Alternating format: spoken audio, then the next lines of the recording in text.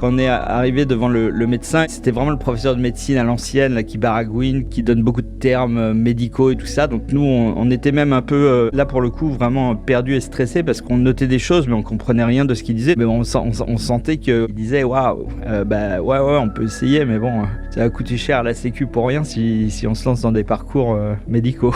Elle nous dit, mais vous avez vraiment réfléchi à l'adoption Qu'est-ce que vous faites si vous avez un enfant qui a été violé ou battu par ses parents et que vous le récupérez à 3 ans, vous pensez qu'il va arriver comme ça et puis il va vous dire « Ah chouette, papa, maman, vous y avez pensé ?» Non, pas forcément. L'assistante sociale dit « Écoutez, je suis désolé, vous n'êtes pas du tout prêt pour l'adoption. » On ressort en larmes. Et puis un jour, elle nous dit « On va aller à l'orphelinat. » Alors là, c'est indescriptible en fait. En fait, vous êtes tellement heureux, je pense que vous n'avez pas le sentiment d'être heureux, tellement c'est puissant le truc. Feuille blanche. Aujourd'hui, je reçois Guillaume Drouin. Avec sa femme Pascaline, il a traversé plus de 10 ans de combat pour devenir parent. Tout commence en 2008, avec un spermogramme catastrophique, un professeur qui se décompose en lisant les résultats, et cette sensation brutale, voilà mon gars, tu ne sers à rien. S'enchaînent les FIV, les échecs, les changements de médecin, les piqûres, les prélèvements, la froideur des résultats annoncés au téléphone. Puis l'étranger, un dernier essai. Et enfin, un autre chemin, l'adoption. Ce parcours les mène jusqu'en Arménie et à un petit garçon qui deviendra leur fils, Maxime, qu'ils ramèneront en France un 25 décembre.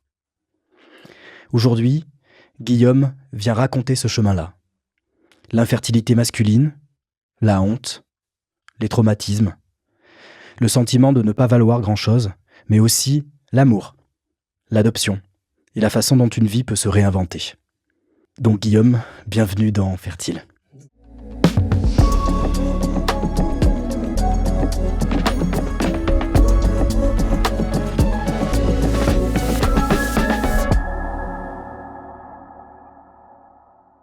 Alors Guillaume, pour commencer, comment est-ce que tu apprends que tu es infertile ?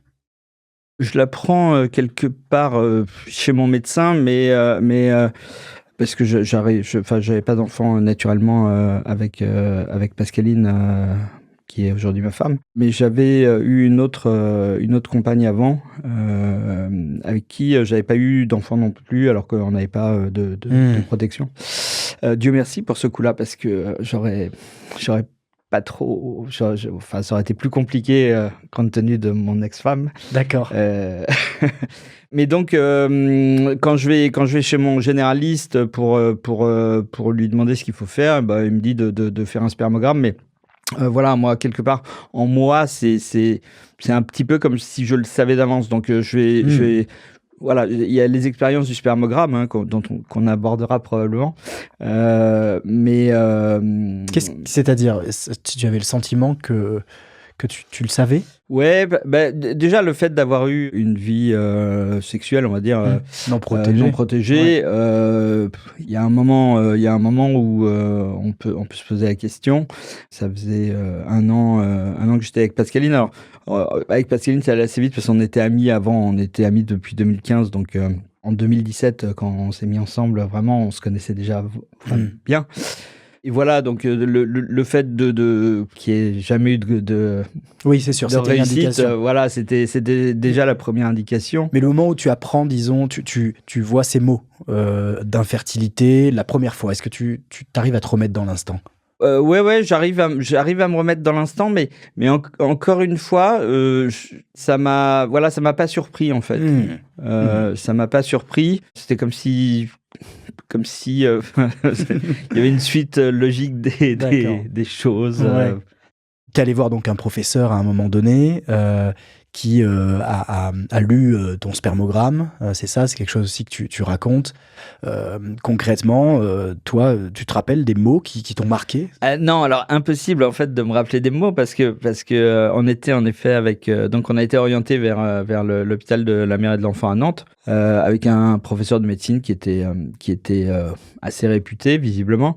Pascaline avait aussi des problèmes de fertilité, hein, on l'a su pendant les tests aussi donc quelque part on était un peu sur un pied d'égalité. Puis quand on est arrivé devant le médecin, c'était vraiment le professeur de médecine à l'ancienne là, qui baragouine, qui explique, qui donne beaucoup de termes médicaux et tout ça. Donc nous, on était même un peu là pour le coup vraiment perdus et stressés parce qu'on notait des choses, mais on comprenait rien de ce qu'il disait. Tout ce que je voyais, c'est que ouais, ça mine. Je sais pas si c'est une mine normale pour un professeur de médecine, mais on sentait que waouh, il disait waouh, bah ouais, on peut essayer, mais bon, ça va coûter cher à la Sécu pour rien si on se lance dans des parcours médicaux. Ouais. Et à ce moment-là, tu as écrit dans tes notes voilà, des mots assez durs, notamment « Voilà mon gars, tu sers à rien ». Ouais, c'est ça. Voilà mon gars, tu sers à rien. Moi, j'ai eu des problèmes quand j'étais enfant. J'ai eu des agressions que les enfants ne devraient pas avoir, qui m'ont causé beaucoup de soucis, alors que j'ai eu une amnésie traumatique assez longue, hein, de 40 ans. Donc je m'en suis aperçu, c'est arrivé vers mes 10 ans, je m'en suis aperçu à 50. Là, c'est qu'en gros, le cerveau se ferme. En fait, le cerveau, oui, la chose est tellement grave que le cerveau le met dans un coin de la tête et ça peut ressurgir avec une odeur, avec une émission. Moi, c'était avec une émission, en fait. J'ai vu dans une émission un enfant sur 5 concerné. Et là, poum, c'est ressorti comme ça tout d'un coup. Et alors, ce qui est assez marrant, entre guillemets, c'est que tout est remonté. Alors, j'avais que 10 ans, donc quand je vois, là, d'ailleurs, hier soir, je regardais mon fils qui a 11 ans et je me dis, mon Dieu, mais 1 an de moins en plus, déjà, c'est atroce, quoi. Et tout ça, donc, ça génère, ça perturbe totalement le cerveau, ça déconnecte certaines choses. Et pour moi, donc, ça m'a rendu, enfin, je sais pas, en tout cas, je suis quelqu'un hyper sensible. Comme je le disais dans mes notes, je suis allé voir Toy Story avec mon fils. J'étais le seul à pleurer dans la salle. Ça m'a fait sourire. Ouais. C'est le beau côté de la ouais, exactement. Ouais. Ensuite, il y en a d'autres aussi par rapport justement au lien de la famille et tout ça. Mais du coup, quand j'ai su ça, j'ai un côté que je ressens assez de féminin en moi. D'ailleurs, souvent les personnes dans la rue me disent excusez-moi madame, alors je pense pas qu'il y ait un rapport, mais bon, j'ai a priori pas une figure de dame, donc est-ce que j'aimais quelque chose d'un peu féminin, j'en sais rien. Et quand j'ai dit à Pascaline, faut que je te dise quelque chose avec les larmes aux yeux, elle m'a dit d'ailleurs, je le dis, c'est la première fois, elle m'a dit t'es homosexuel. Et en soi, je me suis dit elle pourrait ne pas avoir tort, parce que j'ai ce côté que n'ont pas forcément tous les hommes. Je l'ai rassuré assez rapidement. Bien sûr. Et je lui ai dit non, c'est quelque chose. Ouais. Et je lui ai dit que non, que voilà. T'as compris la dimension qu'elle voulait exprimer par là. Ouais. Et voilà. Et c'est à ce moment-là que je lui ai expliqué ce qui m'était arrivé quand j'étais enfant. Ce qui a généré alors beaucoup de choses, et quand on parle d'infertilité, on peut le voir un peu comme je disais en prémisse, généralement il y a des conséquences sur ce genre d'actes qui sont un petit peu de l'autodestruction. Donc j'ai fumé très tôt, j'ai bu pas mal d'alcool, j'ai beaucoup fait la fête, et alcool et fête pendant 30 ou 40 ans. Quand c'est assez jeune, vers 15 ans. Voilà, ça peut détruire un peu les choses. Et puis je me demande en fait si, mais ça on le saura peut-être dans quelques années, scientifiquement parlant, si cette chose qui m'est arrivée, qui était coincée dans une part du cerveau, n'aurait pas déconnecté aussi la possibilité d'avoir un enfant de façon naturelle.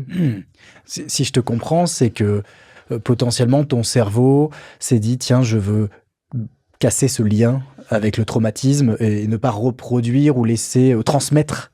Est-ce qu'il y avait quelque chose comme ça? Oui, je pense qu'il y avait quelque chose comme ça. En fait, quand on vit ces choses-là, on a un sentiment de honte qui est très prononcé, et la honte emmène un petit peu à qu'est-ce que tu fous là, pourquoi t'es là, quoi, tu sers à rien. On disait la phrase tout à l'heure. Et du coup, c'est vrai que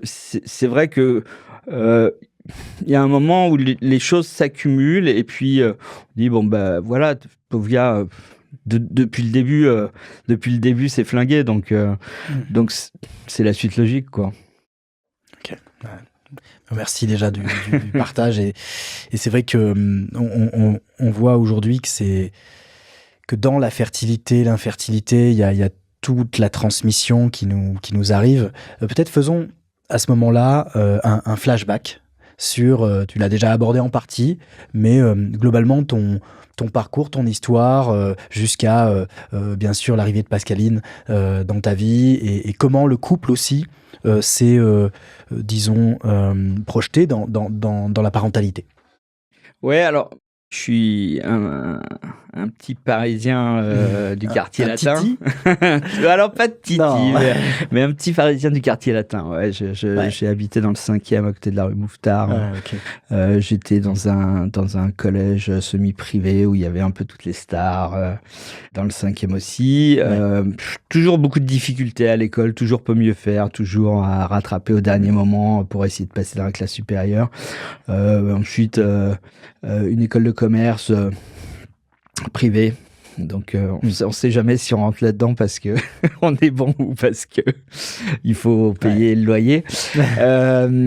Et puis, ensuite, oui, donc j'ai fait une carrière dans ce qu'on appelle le développement commercial, développement immobilier commercial. Donc, je travaillais pour des enseignes pour leur ouvrir des magasins, gérer leur parc ou fermer des magasins. Et puis un jour, l'occasion s'est présentée pour que je parte à Nantes.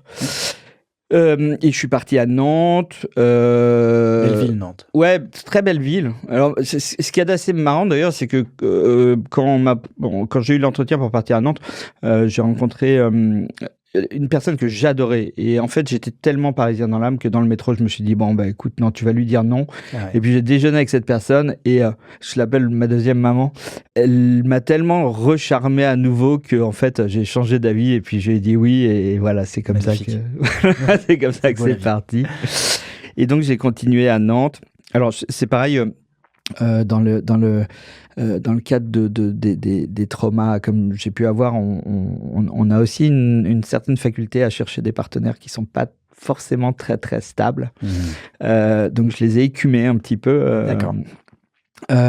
Et notamment avec ma première femme. L'histoire est très compliquée, mais enfin bon, elle m'a quitté quelques semaines après notre mariage. Que j'avais fait pour moi un mariage un peu de raison, parce que je savais très bien que, encore une fois, je me disais, voilà, c'est pas grave, ta vie elle est foutue, donc vas-y, marie-toi, au moins ça sera bon pour les impôts, quoi.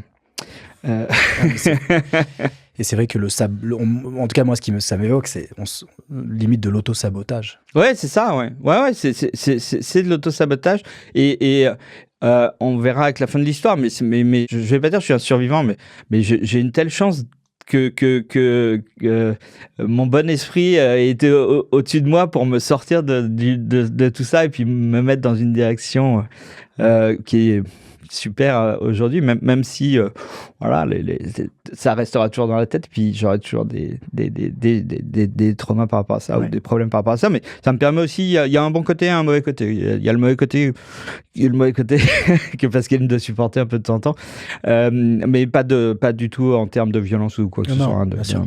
Mais bon, et voilà, et puis il y a le bon côté où finalement, en fait, c'est vrai qu'on n'est pas totalement normal, on n'est pas totalement fait comme ceux qui l'ont pas eu.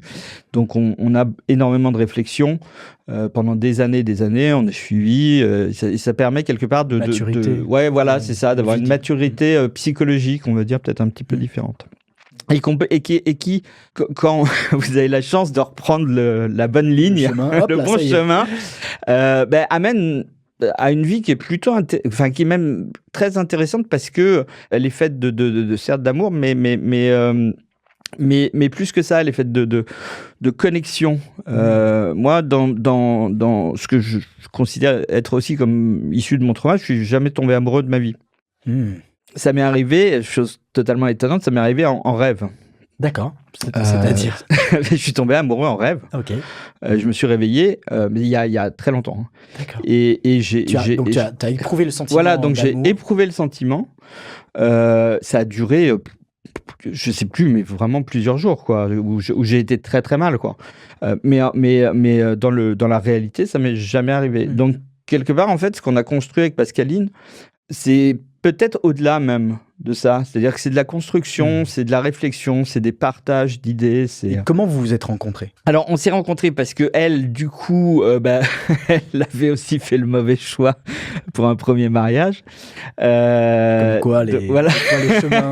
Comme quoi les chemins se rencontrent. Moi, j'avais acheté un petit appart à Nantes, dans le centre, et je m'étais fait copain avec les voisins du rez-de-chaussée, qui s'avèrent être les parents de Pascaline. Et Pascaline, qui est partie de chez elle du jour au lendemain, est sortie en pyjama de chez elle et est rentrée chez ses parents. Est restée quelque temps chez ses parents. Du coup, on s'est vu pour des fêtes. Le voisin d'à côté était sympa. Et le voisin d'à côté était sympa. Et puis on faisait des bonnes fêtes aussi. C'était sympa. Donc moi, je m'étais fait, voilà, ma femme était partie dans des conditions un peu particulières d'ailleurs. Pascaline avait quitté son mari et on s'est retrouvés comme ça. Moi, j'avais un autre copain qui était du boulot. On a fait une sorte de trio inséparable pendant 2-3 ans. On a fait les 400 coups, on a tout fait tous les jeudis, vendredis, samedis, on sortait. Toutes les vacances, on les passait ensemble. Ça faisait un peu, je sais plus, c'est Jules et Jim, je crois, où ils sont trois, ils sont deux garçons. De ménage à trois. Mais... Exactement, ouais. Et puis... Et à quel moment ça devenait évident que, disons, à quel moment vous êtes vraiment officiellement mis ensemble et le désir, enfin, le fait de vouloir un enfant, c'est venu quand ?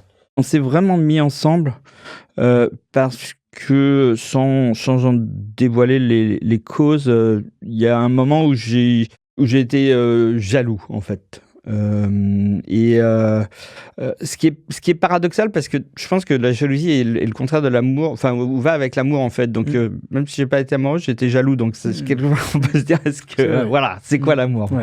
Et du coup, notre histoire, elle a commencé, alors qu'on se connaissait depuis 2 ans et demi, elle a commencé par des échanges de textos, on s'est, même le adolescent. Ouais, c'est ça. Ouais, et puis, et même le midi, parce qu'elle était chez ses parents. Moi, le midi, je déjeunais, c'était un samedi midi, je crois, je déjeunais aussi chez ses parents. Donc, on a déjeuné tous les deux en sachant on s'était donné rendez-vous le soir dans un bar. On était très, très mal, en fait, tous les deux, je crois. Et ça a commencé comme ça. C'est vraiment, voilà, 2 amis qui se disent, ouais, on a des valeurs communes, on a plein de choses en commun.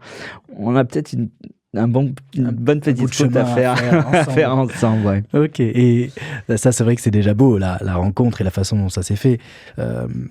Quand est-ce que la question de l'enfant ? Alors, l'enfant, très rapidement, parce que finalement, on avait déjà 38 ans à peu près.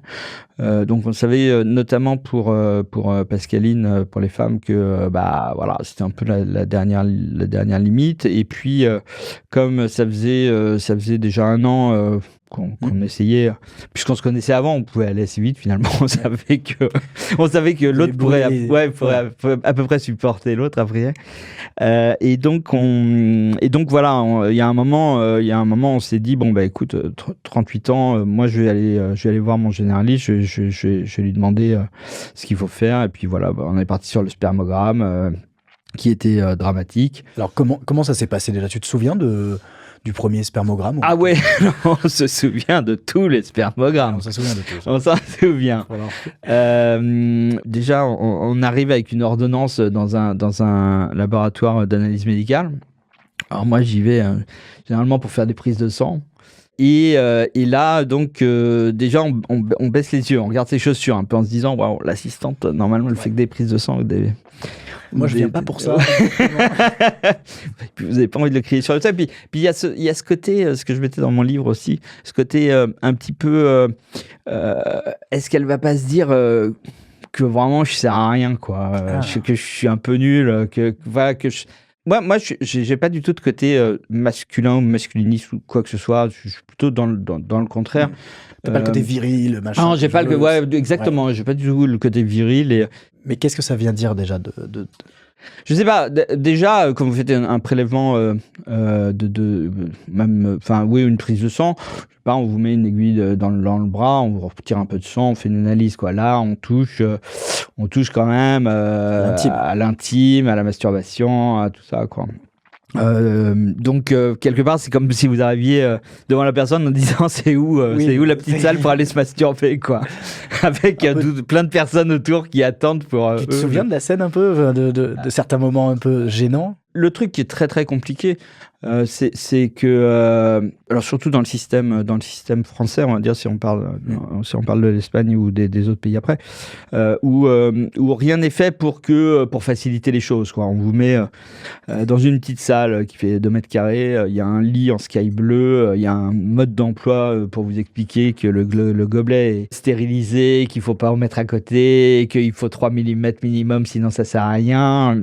Et là, vous avez alors soit, quand c'est le cas du cabinet médical, toutes les personnes qui sont à côté pour d'autres choses. Donc, vous vous dites, moi, je suis tout seul en train de...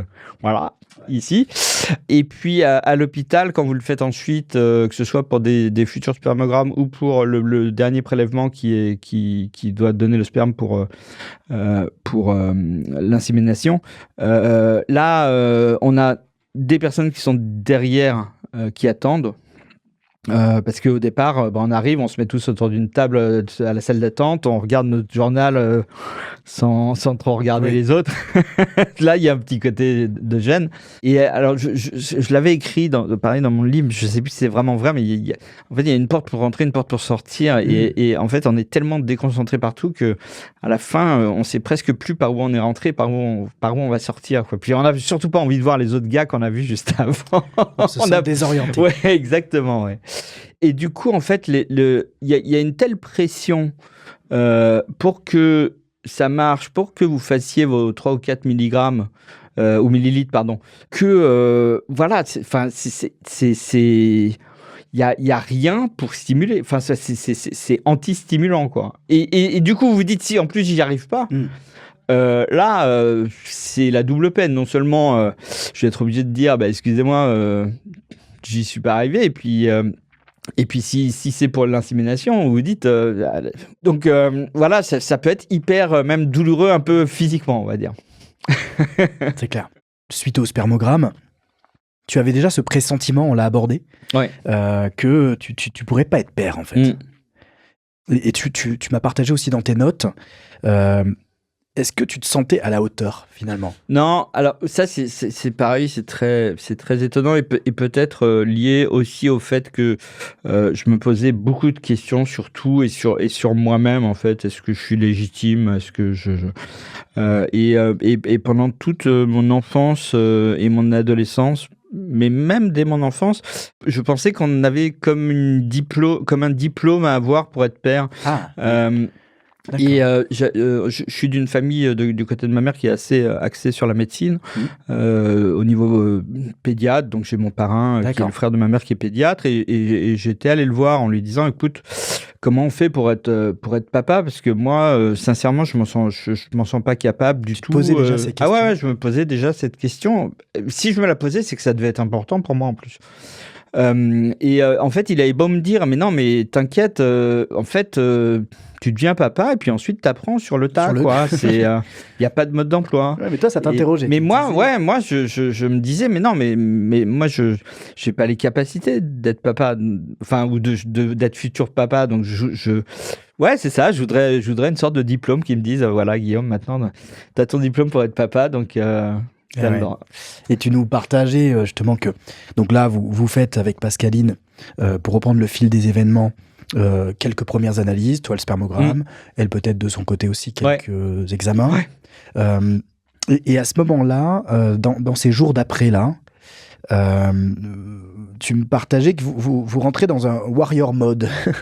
Ouais, on rentre dans un warrior mode parce que déjà, on a une chance quelque part qui est importante, je pense, même si pour nous, ça n'aurait pas été forcément compliqué à gérer, mais c'était quand même plus simple comme ça, c'est qu'on soit tous les deux avec des problèmes de fertilité.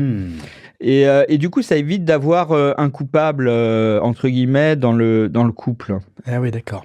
Et ça permet... voilà, même si... Chacun a sa part. Voilà, chacun a sa part. Même s'il y en avait qu'un seul, ça serait l'autre qui se dirait « Oh, je suis vraiment désolé pour toi » et l'autre qui se dirait « Ouais, c'est de ma faute ». Donc, il n'y aurait pas eu d'anonymosité ou quoi que ce soit, mais chacun aurait eu des sentiments. Donc là, déjà, on part... égalité, si ça marche pas, ou si ça marche, ça sera grâce à nous. Si ça marche pas, ça sera grave à cause des deux. Oui, c'est ça. Okay. Et du coup, en fait, oui, c'est-à-dire que on a 38 ans, on se dit, on veut être parents, on sait que la vie ensemble, elle nous plaît justement peut-être parce qu'elle est un peu différente, peut-être un peu dure de temps en temps. Quand je suis un peu dans le down mais aussi avec des petites pics d'intérêt qu'on trouve pas forcément dans toutes les familles et on se dit avoir un enfant ensemble en fait on est hyper complémentaires et on est capable, on pourra faire une super famille quoi. Et donc voilà, on s'était donné ce petit jeu de mots Give me five. Give me five, ouais, c'est allez, tape dans la main, c'est parti quoi, ouais, c'est et donc voilà. Alors moi j'étais j'étais salarié à l'époque et Pascaline aussi. Mais voilà, on avait c'est quoi l'état d'esprit Give me five? Give me five, c'est allez, on fait plus qu'un, on fonce et on fait tout pour y arriver. Et voilà, ensuite, en plus, on a des familles qui sont très aimantes, très ouvertes. Donc, on en discute assez facilement. On a même des frères qui ont eu des enfants naturellement. Ça ne gêne personne. Il y a rien là-dessus. Comment ils réagissent Ils sont vraiment avec nous et plus dans un côté un petit peu de soutien quoi, vraiment un soutien moral très fort. Vous allez y arriver. Mes parents pareil, les parents de Pascaline pareil. Et alors oui, et malgré moi cet état un petit peu intérieur où je me dis je serai jamais papa. Je me dis, il n'y a pas de raison, je suis assez cartésien, la science, elle a quand même beaucoup évolué. Là, on va prendre un ovocyte de Pascaline, on va le faire féconder avec un spermatozoïde. Voilà, biologiquement parlant, ça se double, ça se quadruple. Et si on réimplante, il n'y a pas de raison que ça ne marche pas, quoi. Donc, on a été quand même, sur la première FIV, assez optimiste. Ouais. D'accord. Assez optimiste. Et si on avance, justement, qu'est-ce qui s'est passé ensuite? Alors, si on avance, déjà, on est un peu à cran quand même parce qu'on a arrêté de fumer tous les deux. Pour des gros fumeurs, en tout cas, des gens. Ouais. Bon, moi, je fumais un paquet, voire plus, par jour, de 15 ans à 38 ans, quoi, grosso modo. Bon, merci le parcours hein, aussi. Ouais. Même si je suis à la vapoteuse, hein, c'est quand même moins dangereux. Et ces parcours permettent souvent d'ancrer de nouvelles habitudes. Ouais, c'est vrai. Ouais. Non, c'est vrai. Ouais, carrément. Ouais, tout à fait. Et puis donc là on a tout le parcours pareil, les spermogrammes qui sont infernaux, le jour J. Alors on avait, je sais plus, la première fois on devait avoir 5 ovocytes, donc ils font l'implantation. Oui. Alors même dans les spermogrammes avant, on voyait il y avait 50 millions de spermatozoïdes ou 50 milliards, je sais plus, et puis il y en avait plus que 50 millions qui avaient une forme mobile, et puis ensuite il y en avait plus que 100 000 qui étaient vivants au bout d'une heure. Enfin bref, le truc il n'arrêtait pas de baisser. Donc on se dit à la fin peut-être si il y en a un qui reste, normalement ça devrait être le bon, c'est le challenger là, il va être à fond. Et donc on commence et puis on a 3, je crois de mémoire, hein, on a 3 ovocytes fécondés qui se dédoublent au J1, qui se mettent en 4 cellules en J2, ou J2, J3, je sais plus. Mais un qui est moins bon que les deux autres. Donc on se dit qu'à cela ne tienne, de toute façon, on nous dit combien vous voulez en implanter au moment de l'implantation. On dit les 3 de toute façon. Et puis on se dit on est en France quand même. La France, c'est comme le pro de l'outsider. Dès qu'on croit pas qu'il va gagner, donc on mise même un peu plus sur celui qui est un peu moins. Et puis voilà, ensuite on fait Pascaline doit faire des prises de sang pour voir l'évolution. Et puis je sais plus si c'est la première ou le deuxième appel. Bref, on appelle et ça a été un truc vraiment marquant et j'en veux vraiment là pour le coup au système de santé français. C'est que on appelle le labo pour avoir les résultats et grosso modo on nous répond oui, numéro de dossier. Alors on donne le numéro de dossier et puis ils nous répondent c'est négatif, merci, au revoir. Et voilà, ils nous raccrochent au nez. Alors que pour nous, c'est tout, quoi. Ouais, c'est tout l'espoir. C'est tout l'espoir, c'est tout le désastre. On est en pleurs tous les deux. C'est vraiment dramatique, quoi. La première annonce est la plus dure, je pense, parce que c'est vraiment celle à laquelle sur laquelle on pense le plus. Ensuite, il y en aura une autre, et la 4e, parce qu'on a changé de médecin. Et la 6e, parce qu'on était parti. On va y arriver, il y a encore des étapes. Mais oui, mais ce que tu dis est... Qu'est-ce que tu as ressenti à ce moment-là dans les mots du biologiste, du labo? Qu'est-ce que... Sur le coup, on s'effondre, quoi. On s'effondre, on pleure pendant 48 heures. En plus, il faut l'annoncer aux parents, tout ça. Alors, personne ne sait très bien où se mettre quand on annonce ce genre de nouvelles. Même si, on va dire que c'est quand même moins grave qu'une fausse couche. Mais bon, voilà, c'est dès le départ, quoi. Et a posteriori, non, déjà, ça fait...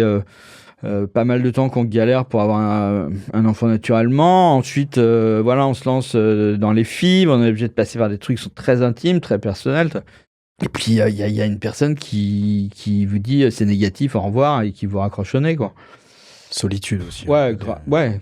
Complètement. Et voilà, c'est quelque chose vraiment sur lequel je trouve que l'empathie, elle devrait être vachement plus axée. C'est comme si vous avez un cancer, puis on vous dit c'est un cancer, vous allez mourir dans 2 semaines, c'est pas grave. Hein. Oui, bien sûr. Mais des fois, les gens n'ont pas conscience de tous les espoirs qu'on avait fondés, les efforts qu'on avait fait pour y arriver. Et c'est important de le rappeler, la parole du patient. C'est aussi pour ça qu'on est là. C'est pour partager des paroles, des témoignages de patients. Il y a aussi des experts, parce qu'il faut les deux côtés, des médecins, ainsi de suite. Mais je trouve que c'est vraiment important parce que c'est des rêves finalement qui s'envolent. Ah oui, c'est ça. Ouais, clairement. Sur les FIV, vous connaissez un peu le parcours que vous pouvez avoir. Donc on sait qu'il y a 5 FIV qui sont... Alors moi je dis toujours remboursés par la Sécu, parce qu'en fait on s'en fout un peu de... Enfin c'est pas qu'on s'en fout de payer ou pas payer, mais c'est que grosso modo, s'ils en payent 5, la Sécu, c'est qu'au bout de 5, c'est stop, quoi. On arrête. Je crois que c'est 4 maintenant. Ah, c'est 4 maintenant, peut-être, ouais. Mais bon, en tout cas, voilà. Et en gros... Comment ça a impacté après la suite? Donc vous décidez quoi après ça? On décide de... Alors, il faut un laps de temps quand même pour reposer un peu le corps de Pascaline, mais grosso modo, on dit dès qu'on peut relancer la 2e expérience, on relance, quoi. D'accord. Là encore, le Give Me Five, quoi. Ouais, là encore, le Give Me Five à fond tous les deux dans la course. Et puis, un peu comme des parents qui auraient eu leur premier enfant, où ils auraient acheté tous les magazines pour enfants et tout ça. Le deuxième, un peu moins, puis le troisième, on fait comme ça. Pour nous, la 2e et la 3e FIV, elles se sont passées un peu comme ça. C'est-à-dire la première, alors on appelait l'infirmier, il arrivait à telle heure, et, il fallait vraiment qu'il nous fasse la piqûre au bon moment, tout ça. Le deuxième, je pense qu'on a commencé avec l'infirmier, puis la 3e, alors là, on s'est dit, on va pas s'emmerder. C'est moi qui vais te faire les piqûres. De toute façon, c'est du sous-cutané, donc il n'y a pas de souci. Et du coup, on l'a pris de façon plus moins tragique, en tout cas dans le process, quoi. On s'est dit maintenant on sait un peu faire. Puis ce qui est un peu naturel, c'est que la 2e, vous êtes quand même vous êtes de toute façon tout le temps très triste, mais la 2e, vous pleurez peut-être un peu moins que la première. Et puis au fur et à mesure, vous faites un petit peu, il y a une petite voix qui vous dit, bah, si ça marche, ça sera de la chance quand même. Alors que vraiment la première fois, on se dit, voilà, Est-ce que c'est encore une petite voix qui vient du passé, qui vient te Alors réveiller peut-être elle se renforce, ouais, peut-être qu'elle se renforce, probablement en fait, parce que on se dit à la fois psychologiquement, pour moi peut-être, mais aussi physiquement que voilà, si on n'a pas les bonnes cartes, si on n'a pas les bons spermes, les bons oocytes, c'est possible finalement parce qu'on aura une, parce qu'on aura deux, et qu'il faut de toute façon essayer quand même d'aller jusqu'au bout, et qu'il y a toujours quand même des oocytes qui sont prélevés, il y a toujours des spermatozoïdes qui sont là. On continue d'y croire. On continue d'y croire. Le doute s'installe. Ouais, le doute s'installe. Et puis, alors, on a eu un moment, alors on a fait trois échecs. Ouais. Donc, toujours, numéro de dossier. Négatif, merci, au revoir. Maintenant, on était un peu rodés sur le truc. Malheureusement. Et puis, pareil, on déjeune je crois qu'on déjeune, chez les parents de Pascaline. Et puis, ils avaient invité un autre couple qui avait fait des FIV aussi, qui avait commencé avec le même professeur au CHU de Nantes, donc de la mère et de l'enfant, et qui avait changé pour aller sur une polyclinique à Saint-Herblain, à côté de Nantes, avec un autre médecin. Et eux, dès qu'ils ont changé, en fait, ils ont eu un enfant. D'accord. Comment on prend aussi les grossesses des autres ? Nous, on n'en a pas croisé beaucoup. Par contre, on n'est pas vraiment revanchards, nous. Mais bon, on se dit... quoique, on se dit, ils ont quand même du bol. Et puis moi, j'aime bien aborder les choses un petit peu avec le thème de l'humour. Et c'est ce que je mettais dans mon livre aussi, c'est que quand on était dans la salle d'attente pour attendre le rendez-vous avec le professeur de médecine, voilà, on a les autres couples qui sont autour, puis quelque part on se fait des petits trucs en disant putain, eux, t'as vu leur gueule, à mon avis, on a plus de chance que quand même. Donc c'est plus peut-être aussi pour dédramatiser le moment, hein. Mais non, ouais, c'est Et donc vous changez à ce moment-là de... Et là donc on change, ouais. On change de centre, on change de médecin. Il avait une belle Porsche d'ailleurs. Ouais. Ça l'a marqué. Lui, ouais, donc c'était beau mec. Bon, Pascaline, elle s'en fout réellement. Hein. Moi, c'est pas un truc. Mais bon, ça faisait un peu le cliché qu'on peut donc là, voir. C'était en privé. Hein. Ouais, non, c'est toujours le public en fait là. Ouais. Mais bon, oui, ça fait un peu le cliché du médecin qui est bien réussi, qui est beau, qui est blabla. Et puis surtout, on sait que grâce à lui, il y a les amis qu'on avait vus qui ont eu un enfant. Donc, on repart avec un peu plus d'espoir parce qu'en fait, tout changement génère du nouveau et qui dit nouveau dit peut-être... voilà. Et donc, vous repartez sur une 4e à ce moment-là. On repart sur le 4e. Ça fait combien de temps là on les a fait assez rapidement. Les 5 FIV, on les a fait en 2 ans. Ouais, okay. Les 6 FIV, on les a fait en 2 ans. Donc, là... FIV, là. Ouais, exactement. Okay. Non, et puis pareil, ensuite, il y a toujours les ovocytes, il y a toujours la rencontre. Soit, une fois, on a dû monter à 8, je crois, ce qui était pas mal. Mais 8 au départ, quoi. Donc, à la fin, après, ça diminue. Et puis, on a toujours tout implanté parce qu'on pouvait même pas en congeler, quoi. On n'en avait pas assez. Et puis, comme je disais tout à l'heure, c'est la 5e. Pascaline, elle a quand même pris un paquet de la charge sur elle, de son corps, toxique, de trucs toxiques et de médicaments dans le corps. Comment tu le vis, toi, ça ? Alors elle le vit déjà pas trop mal. C'est pas du genre à se plaindre en plus, Pascaline, donc je sais pas, en soi c'est pas vraiment je crois que c'est assez annexe comme sujet. Compte tenu de l'importance de l'aboutissement. Mais par contre, au bout de 5 fois, on se dit quand même, c'est bon, si on compte le nombre de piqûres, t'as eu ta dose, quoi. Et puis, ton corps, quoi, faut le laisser se reposer un petit peu, quoi. Et puis, voilà, ça fait 5, on va pas forcer le destin non plus. Hein, donc, vous décidez d'arrêter. Donc, on décide d'arrêter, ouais. On décide d'arrêter. Moi, je passe directement à l'étape d'après, quoi. Je me dis, mais qu'est-ce qu'on peut faire, quoi. C'est un peu compliqué à aborder parce que finalement, vous êtes arrivé au bout de la chose, quoi. Donc, vous êtes au bout du chemin, là. Ouais, on est au bout du chemin. Du chemin français, quand même. Ouais, oui, c'est vrai, oui, du chemin français. Et on avait eu, oui, parce que j'allais oublier comme la 6e qui est quand même importante. Et on nous avait dit, je crois, à l'hôpital d'ailleurs, que il y avait des pays qui pouvaient faire des FIV. Et des FIV avec don d'ovocytes ou avec don de sperme, ou les deux, ou classique. Ça existe aussi en France, mais il faut savoir que en Espagne, là, par exemple, ou en Grèce, mais enfin, nous, c'était en Espagne, à Barcelone, l'Espagne autorise les jeunes femmes à vendre leurs ovocytes. D'accord. Alors que c'est un pays extrêmement catholique. Et que en France on refuse un tel commerce entre guiguillemets. D'accord. Sauf c'est que du don en France, c'est du don. Ouais, c'est ça, c'est du don. Alors comme c'est quand même des opérations qui sont un peu lourdes, aller trouver une personne qui dit ah bah ouais tiens chouette, je vais donner mes ovocytes pour que dalle. Alors que vraiment dans la culture espagnole, c'est bien passé. Les filles elles se disent bon ben voilà, moi je dois partir en vacances, il me faut je sais pas, je dis des chiffres au hasard, mais il me faut 3 000 €. Et ben je vais vendre mes ovocytes, puis comme ça moi j'aurais eu une petite opération de rien du tout, et je pourrais partir en vacances. Et puis les cliniques privées elles peuvent comme ça. Et puis c'est vachement bien fait parce que. Et puis le rêve d'autres de devenir parents. Ouais, exactement. Ouais, oui aussi, ouais, c'est clair. Oui, en plus c'est pour la bonne cause, quoi. Donc et puis c'est bien fait parce que nous on avait fait donc une 6e FIV. On avait misé sur le fait que ça serait peut-être les ovocytes de Pascaline qui étaient défaillants. Donc on s'était dit on va faire don d'ovocytes. Donc là vous avez passé l'étape quand même. C'est une étape.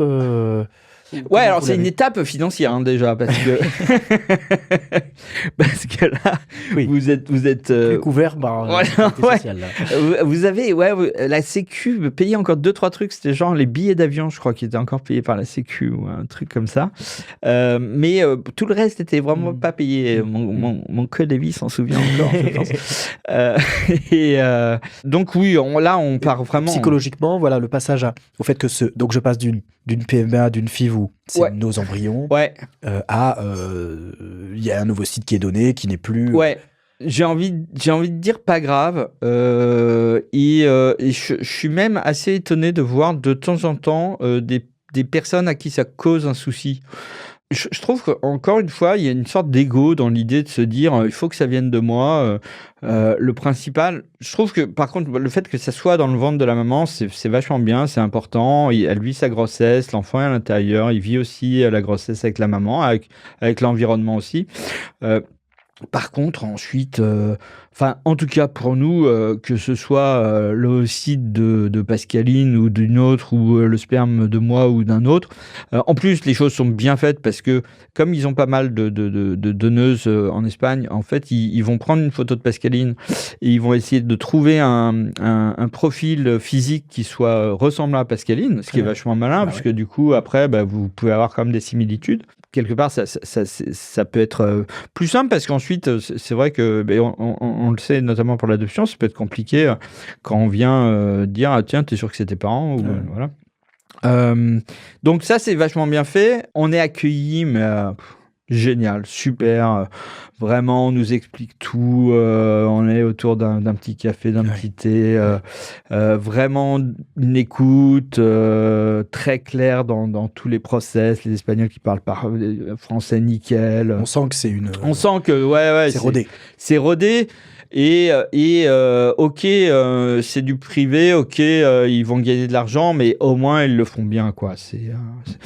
Et là, c'est pour ça le prélèvement spermatique est quand même assez différent parce que plutôt que d'être dans sa petite salle de 2 mètres carrés sur son truc en Sky, on se retrouve dans quasiment une salle de cinéma avec un grand projection.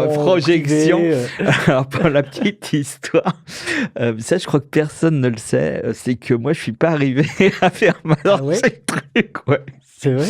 Je me suis rendu compte, après avoir difficilement fait mon prélèvement, qu'il y avait une petite notice pour moi. Ah oui, d'accord. Comment ça marchait. Donc, je me dis, en plus, j'ai payé, mais en plus, pour rien, quoi. Bon. Ouais. Mais bon, ça, c'est pour l'anecdote. Et ensuite, pareil. Donc là, oui, la rencontre. Tout est précis, tout est clair. On nous voit tout le temps. On nous explique. Et donc, c'est déjà en parcours, c'est beaucoup, beaucoup, beaucoup plus agréable. Donc là, il y a aussi une différence que tu as notée. Ah ouais. Oui, et puis on se dit, et puis même je crois que, oui, je suis même quasi sûr que après l'implantation, ils nous ont laissé, je pense ne pas dire de bêtises, hein, ils nous ont laissé dans une salle qui était à une température voulue pour que les premières heures se passent sans qu'il y ait de changement climatique, tout ça. Vraiment, c'était assez poussé. Mais voilà, le résultat est tombé et encore une fois, ça n'a pas marché. Mais là, on nous l'a dit avec beaucoup de précautions, avec beaucoup d'empathie, beaucoup oui,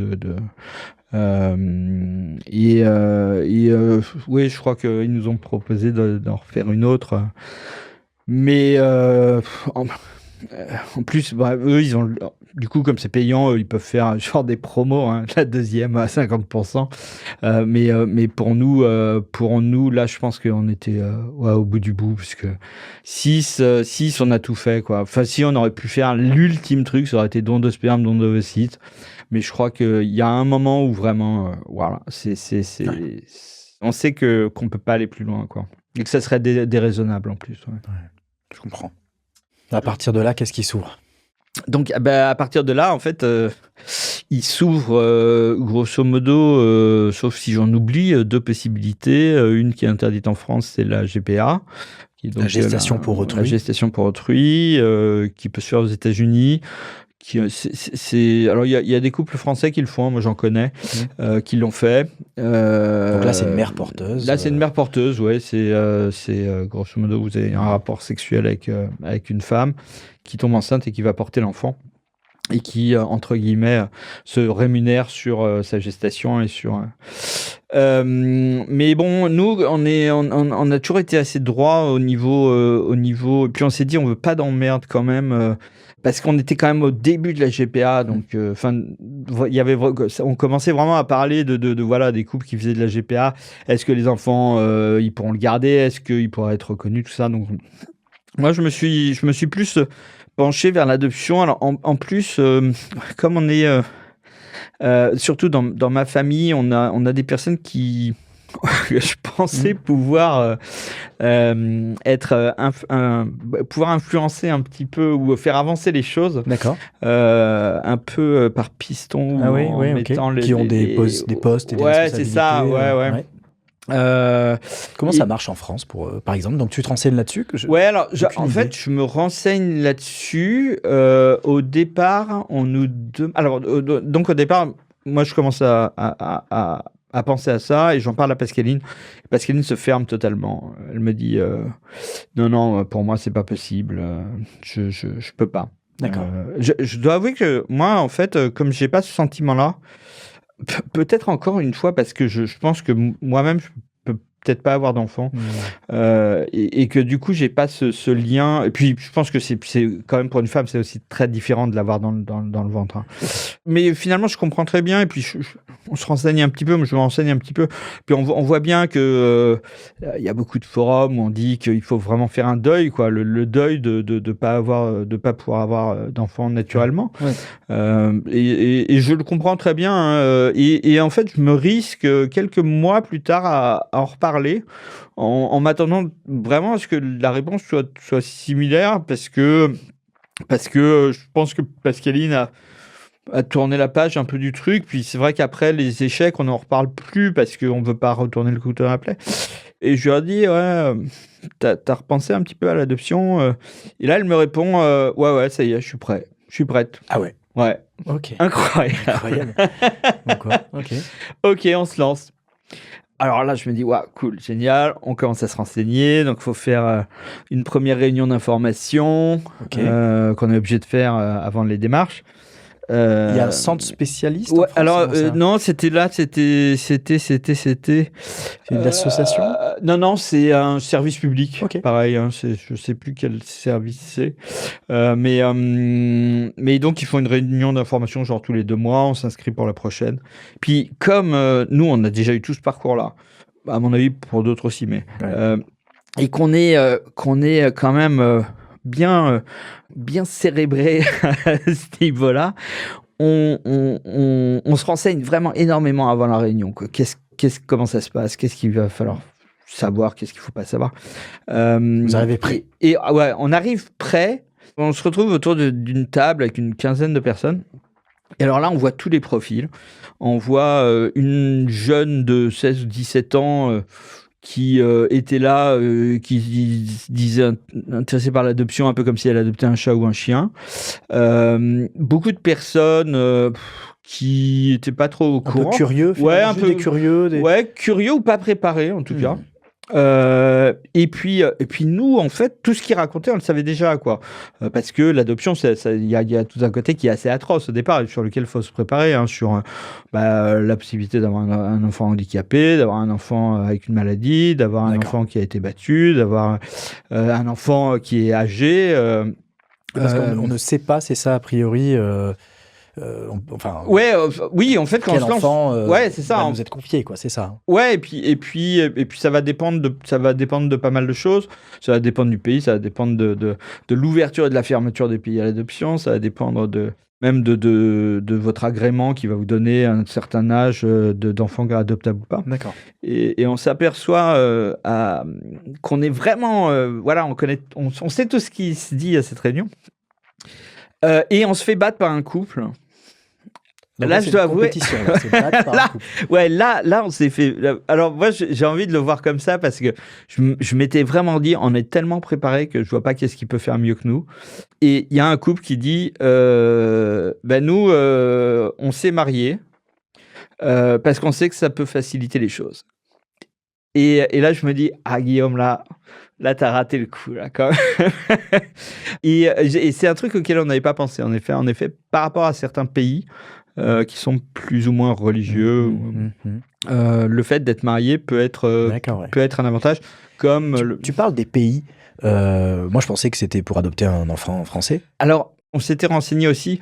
En fait, les enfants français... Alors, il y a deux problèmes avec l'adoption en France. Le problème, c'est que l'administration, c'est en train j'espère de bouger. On en parle beaucoup, en tout cas, en ce moment. Pour déclarer qu'un enfant est adoptable, c'est assez compliqué en France. Il passe souvent par des foyers d'abord. Donc il y a un statut adoptable et non adoptable. Ah oui, il y a des enfants. Alors il y a des enfants. On parle beaucoup de l'ASE en ce moment, l'aide sociale à l'enfance, où il se passe des trucs atroces. Ouais. Même si je crois qu'ils font leur maximum, mais bon. On s'était renseigné que c'était plus compliqué quand même d'avoir des enfants pupilles de la nation adoptables. Et que souvent ils pouvaient avoir 2, 3, 4, 5 ans, et ça change tout quand vous faites une adoption. L'âge de l'enfant. Et puis surtout, il y avait une préférence d'âge pour les adoptants. Comme il n'y avait pas beaucoup de pupilles de la nation, ils privilégiaient les âges de mémoire qui étaient de 25 à 35 ans. D'accord. Nous, donc, vous passiez au deuxième rang. Voilà, nous, on passait au deuxième rang. Parce que vous avez quel âge, là? Vous avez 40 Là, on a 40 ans, ouais. Et donc, là, voilà, on commence à utiliser tous nos pistons. Et puis, on s'aperçoit que ça ne sert à rien, en fait. Alors que je sais pas pourquoi je m'étais dit, avec un tel, il n'y a pas de souci. Je suis sûr qu'il va pouvoir passer un mot et tout ça. Et puis, il y a toute la période d'agrément avant qu'on doit passer. Donc, on doit passer beaucoup d'examens. Un agrément, c'est quoi? Un agrément, en fait, c'est... on fait beaucoup d'examens avec des psychologues et une assistante sociale pour avoir le diplôme de possibilité d'être papa, quoi. Comme quoi. Ou maman, comme quoi. Et qui est vraiment nécessaire parce que on se rend pas compte, en effet, à quel point l'adoption, il faut vraiment la voir dans tous ses détails. Et on est... Alors là, pour le coup, il y a un moment qui a été très, très dur pour nous. Parce que comme on avait très très bien fait cette réunion et tout ça, qu'on avait eu un premier rendez-vous avec l'assistante sociale qui s'était très bien passé, très, très bon rendez-vous avec la psychologue et tout ça, et puis on arrive au deuxième rendez-vous avec l'assistante sociale, alors, les mains dans les poches, on fume une clope dehors avant d'arriver, pas de souci, on arrive. Et là, on s'est pris, mais alors un scud en plein visage. Elle nous dit, mais vous avez vraiment réfléchi à l'adoption qu'est-ce que vous faites si vous avez un enfant qui a été violé ou battu par ses parents et que vous le récupérez à 3 ans, vous pensez qu'il va arriver comme ça et puis il va vous dire « Ah, chouette, papa, maman !» Vous y avez pensé non, pas forcément. Qu'est-ce que vous faites si vous avez un enfant, voilà, c'est un pays en guerre et il a qu'un bras. Vous y avez pensé? Non. En fait, et c'est vrai que nous, on était partis sur l'idée, l'adoption veut dire bébé sain, Oui. bébé de quelques mois. J'aurais pensé pareil. Et on se rend pas compte. Ouais, c'est ça. Et puis, nous, on s'était, alors par contre, bien projeté sur la couleur. C'est-à-dire que même Pascaline, à un moment, dit je me voyais, j'ai rêvé d'être avec un petit enfant de couleur noire. Et l'assistante sociale nous dit si votre enfant est de couleur alors que vous êtes blanc, là, on dit alors là, nous ça, c'est bon. Pas de problème, là. Et là, elle nous fait le truc fatal. Elle nous dit et vos parents? On dit quoi, nos parents? Ouais, vos parents, ils ont des petits-enfants, non? Qui sont blancs, qui sont de leur sang. Là, ils vont avoir peut-être un petit enfant noir, 3-4 ans, turbulent. Et là, on se dit waouh, on n'y a pas pensé, c'est vrai. Mais qu'est-ce que ça peut être atroce, autant à l'école, mais c'est vrai dans sa propre famille, d'avoir peut-être un grand-parent ou une personne de l'entourage qui pourrait avoir une certaine appréhension ou une préférence par rapport à ça. Alors, heureusement, dans nos familles, on n'aurait pas eu, et on ne sait pas vraiment, en fait, parce que même moi, je ne sais pas.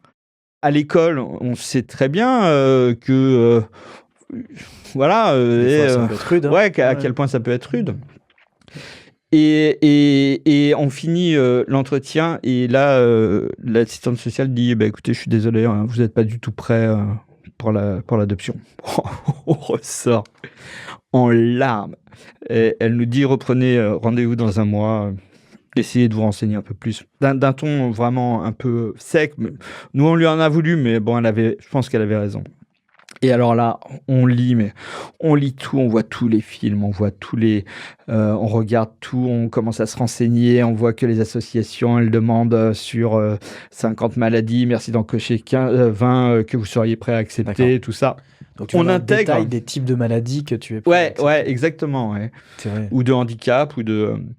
Et puis, en fait, on se renseigne tellement, on a eu tellement une douche froide que on se dit... l'échéance arrive pour voir l'assistante sociale et on se dit non mais attends, on n'a pas encore vu ça, on n'a pas encore vu ce film là, tout ça. Et donc j'appelle le secrétariat et je dis écoutez, on a rendez-vous dans 3 jours avec l'assistante sociale, mais est-ce qu'on peut décaler donc on décale de 2 semaines. On continue à regarder tout, on se renseigne sur tout, on regarde des films qui sont même pas en français. Des geeks de ouais. Et on regarde des films qui sont même pas en français, quoi, mais on essaie de comprendre par le comportement des personnages ce qui est en train de se passer sur des Américains qui viennent prendre tout ça. Et à quel moment, justement, le premier contact, justement, à un moment donné où on commence suite à ce rendez-vous, qu'est-ce qui se débloque? Ce qui se débloque déjà, c'est que tout ce que je pensais pouvoir être facilitateur pour nous ne semblait pas pouvoir l'être. Et que on se pose beaucoup plus de questions qu'on ne s'était posé au départ. Ce qui nous permet d'avoir franchement une évolution de maturité qui est vraiment très très importante. Ouais. Et à la suite de ça, et à la suite de ça, j'ai trouvé ça génial aussi. On repart 2 semaines, donc 2 semaines plus tard sur le nouveau rendez-vous avec l'assistante sociale. Et on arrive, on est mort de trucs avec Pascaline. C'est un examen. Et c'est un examen. Puis alors là, si on rate cet examen, c'est foutu. On commence à parler, et bien, l'assistante sociale nous arrête. Elle nous dit non, mais vous avez pas besoin de me dire quoi que ce soit, hein. J'ai bien vu que vous avez reporté votre rendez-vous. Je sais très bien pourquoi vous l'avez fait.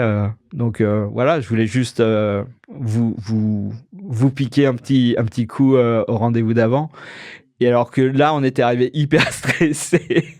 On est ressorti super zen. Avec la psychologue. Donc, on a eu 5 rendez-vous avec l'assistante sociale, peut-être 3 ou 5 avec la psychologue. On a eu des rendez-vous ensemble, puis ensuite, on a des rendez-vous séparés. C'est toujours un peu embêtant parce qu'on ne sait jamais si l'autre va pas dire un truc qu'on n'a pas dit. Est-ce que tu peux me raconter le premier contact avec un enfant, ou en tout cas une possibilité d'un enfant, voire avec l'Arménie? Je ne sais pas si on en est... Alors, on en est... au début. Si, on va rapidement en arriver là parce que donc à force de faire tous les contacts proches du président de la République, non, je n'irai pas jusqu'à là, mais enfin vraiment le haut placé au niveau adoption, médecine, tout ça, qu'on voit qu'il n'arrive rien. Ce qui arrive, c'est quelque part assez logique, c'est qu'en fait c'est la belle-sœur, enfin la sœur la copine du frère de Pascaline, avec qui on déjeune à un moment, qui nous dit attends, moi j'ai des amis, ils ont adopté il y a pas longtemps en Arménie, je crois, et a priori ça s'est bien passé assez vite et tout. Voilà, on saute sur le truc, on dit il faut absolument qu'on les rencontre. Et puis ils partent pile en vacances à ce moment-là, donc on met le truc à 3 semaines, mais et on y va là plein d'espoir parce qu'a priori ça s'est passé vite et ils avaient déjà un enfant adopté, ils ont eu une deuxième petite fille toute bébé.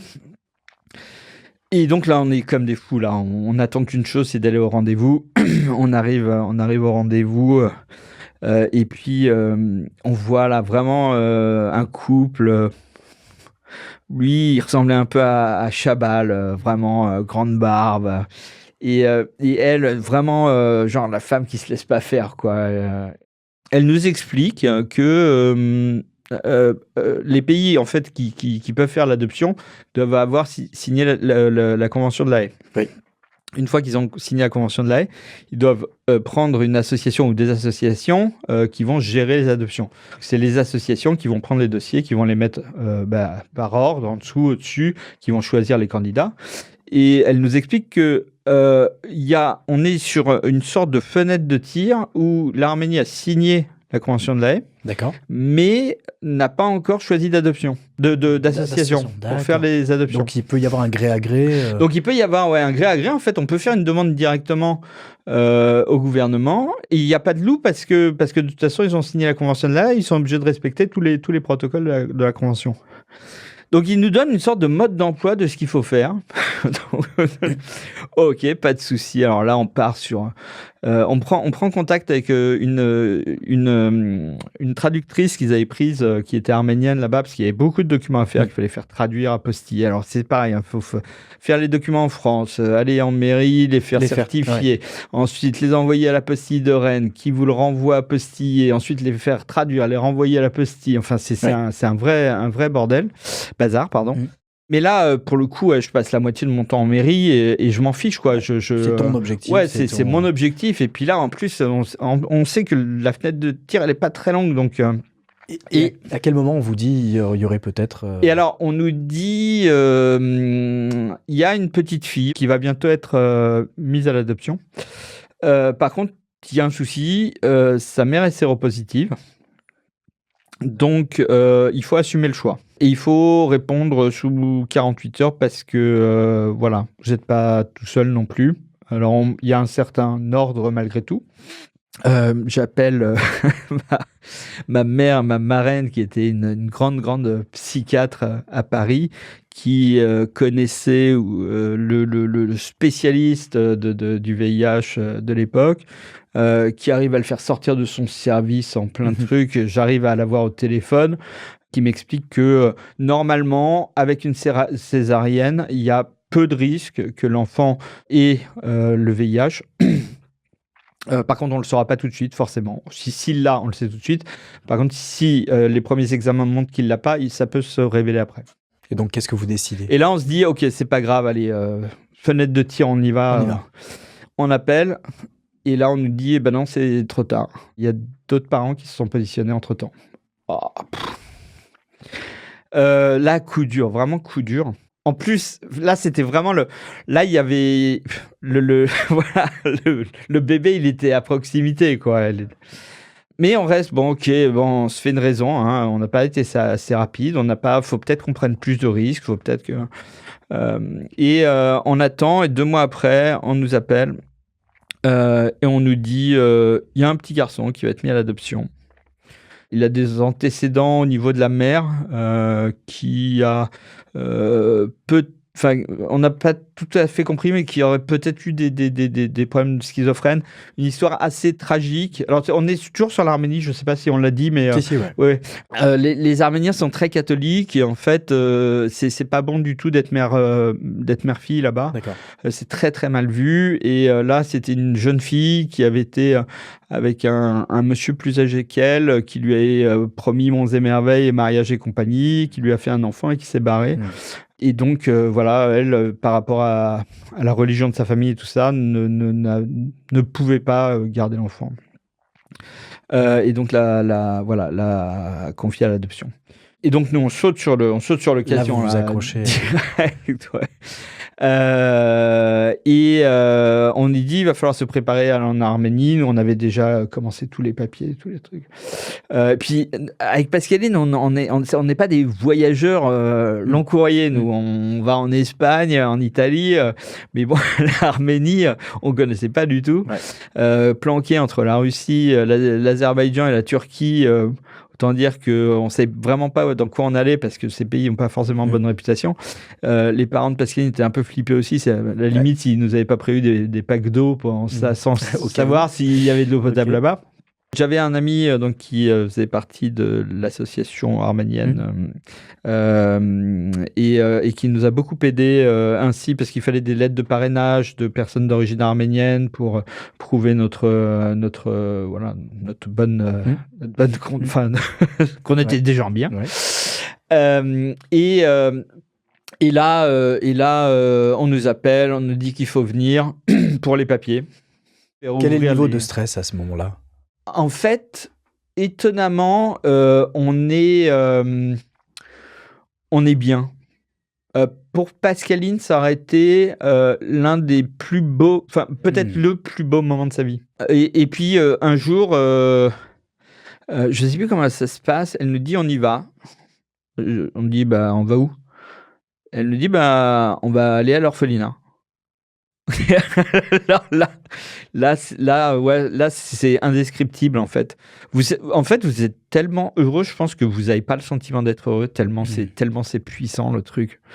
T'as ressenti un lien d'attachement, vous avez ressenti un lien ? Ouais, on a ressenti un lien parce que déjà on avait un lien avec la population, on avait un lien avec cette population pauvre qui était prête à tout donner, à aider, et on rentre dans un orphelinat qui est pas insalubre, mais bon, il y a des fissures partout et tout ça, mais bon, il y a quand même des petits tableaux de trucs pour enfants et tout ça. Et là, on lui dit, on va aller voir Maxime. Non, Garnic, pardon. Garnic, il s'appelait Garnic. D'accord. On le voit et c'est incroyable, quoi. On a un petit garçon de 4 mois dans les mains qui a des yeux bleus fulgurants, qui nous regarde mais qui cligne même pas des yeux. On a l'impression qu'il nous pompe notre cerveau directement. Un attachement, c'est comme s'il avait été naturel et spontané, quoi. C'était vraiment ressenti quelque chose là, ouais. En plus, ils ont été cool parce que en fait, fallait qu'on fasse la demande d'adoption au ministère de la justice. Ils ont accepté qu'on voit l'enfant avant, en fait. Et à quel moment vous avez pu vraiment le récupérer ? Alors, ça a été dur parce qu'en fait, il y a 2 voyages. Vous avez un premier voyage pour faire tous les papiers. Vous voyez l'enfant, vous y allez tous les jours, vous le voyez. Et à un moment, on vous dit, faut partir. Vous rentrez chez vous et on vous rappellera quand ça sera, et vous savez que pendant ce laps de temps, les familles arméniennes sont toujours prioritaires par rapport à vous. Et il y a ce moment qui est absolument fantastique, c'est que on est complètement perdu avec Pascaline. On regarde les seules photos qu'on a. On nous envoie une photo avec Maxime. Voilà, il a un t-shirt, une sorte de chemise jaune avec un gilet écossais. Trop mignon, mais alors vraiment, ils savaient pas le saper, quoi. Et, on aime beaucoup un spectacle qui s'appelle Le Soldat Rose, qu'on a beaucoup écouté en plus chez nous avec Pascaline. Et on va le voir à Nantes. Et au début, je m'aperçois que l'histoire se passe dans un orphelinat, alors que je l'avais écouté des dizaines de fois, l'album. Et je dis à Pascaline, mais ça se passe dans un orphelinat. Et donc je vois une sorte de premier signe. Et là, on voit le comédien qui joue le rôle de présentateur du Soldat Rose, qui est habillé absolument de la même façon, avec une sorte de t-shirt manche longue, de polo manche longue jaune, avec un petit gilet écossais. Donc je me dis, c'est phénoménal. Il n'y a pas de raison. Là. Je veux bien un signe, mais Et si tu vas être appelé. Et on va être appelé pour nous dire c'est Noël, on n'a pas de signataire, ils partent tous en vacances, donc on est obligé de reporter. Les fêtes arméniennes catholiques sont très longues, donc vous n'aurez pas de nouvelles avant janvier, voire février, peut-être mars. Donc là c'est vraiment très très dur. Et puis bon, on reprend le boulot, mais quelques jours après, je suis en pleine réunion à Paris. Et je vois que la traductrice a essayé de m'appeler. Et il n'y a pas de raison, c'est pas normal. On nous a dit il faut attendre. Donc je sors de la réunion, je l'appelle. Elle me dit Guillaume, j'ai une bonne nouvelle. Le dossier allait plus vite que prévu. On est mercredi là. Elle me dit samedi, il faut que vous soyez à Erevan. Waouh. Ok. Alors là, il y a des ailes qui vous poussent direct parce que si on vous fait venir, le nombre de jours restants est tellement court que donc j'appelle Pascaline comme un fou, je sors de la réunion, j'envoie balader tout le monde, vous démerdez avec vos problèmes d'immobilier, moi je me barre et vous n'êtes pas prêts de me revoir. Et donc je reprends le train. J'ai un enfant qui m'attend. Je prends le train. On prévient tout le monde. Les parents de Pascaline partent direct dans un magasin pour faire des achats de fringues, on repart donc avec plein de trucs. Et puis en plus, comme on avait eu des connaissances là-bas, et puis on voulait remercier pas mal de personnes quand même, donc on ramenait des cadeaux aussi, des petits trucs, des parfums, des trucs un peu français. Et puis alors là, c'est le voyage est extraordinaire. On est tellement heureux de revoir cette ville qui pourtant est triste, avec des taxis qui, comme ils n'ont pas d'argent, ils sont obligés de les faire marcher au gaz, donc ça sent le gaz partout. La police qui a des trucs sur le toit, des haut-parleurs ça hurle de partout. Mais nous, on est bien, on est chez nous, alors on est là pour venir chercher notre fils. Et à quel moment vous récupérez Maxime? Et ça va venir assez vite. On a juste 2-3 papiers à faire avant. Ensuite, on passe au tribunal. Alors ça, c'est assez impressionnant parce qu'en plus, on est un pays ex-soviétique, donc tout est très austère. Donc Pascaline, elle flippe pas mal. Et puis, moi aussi.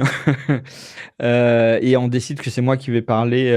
Puis là, c'est vraiment, là, vous vous dites, c'est vraiment pas le moment où il faut dire une connerie, quoi. Et donc la traductrice traduit et tout ça avec le juge qui est là, la greffière qui est à côté, il y a les différentes parties qui sont là. Et tout d'un coup, il y a la traductrice qui me donne un coup de genou là comme ça, puis je la regarde, puis elle baisse les yeux, je regarde sous la table et puis elle monte son pouce comme ça. Et là, je dis yes, ça y est, ça se débloque. Ça y est. Et le truc là, du coup, ça n'a même pas été un passe-droit, mais c'est que comme les enfants à l'orphelinat, ils sont toujours allongés, ils en ont beaucoup trop. Les nounous, elles en ont une dans chaque pied, une dans les dents et dans chaque main. Donc, ils ont des problèmes en fait de stabilité. Et donc on dit au juge, enfin on fait dire au juge que compte tenu des problèmes de stabilité de Garnick, on aimerait bien le ramener le plus rapidement en France parce qu'on a un pédiatre qui est très compétent.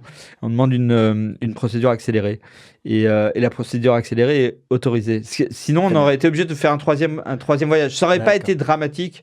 Mais là, rentrer avec lui, ça aurait été vraiment le... Et donc là, vous avez pu rentrer avec lui, c'est ça? Et là, on a un rendez-vous, donc le final au consulat, qui se passe très mal. Parce que la consul, ou la vice-consul plutôt, commence à nous poser des questions comme si on n'avait pas fait les choses dans les règles. Ah, vous avez fait apostiller, combien ça vous a coûté, procédure, truc. Mais vraiment, genre, je vais vous piéger. Jusqu'au dernier moment, ça aurait été difficile. Ouais.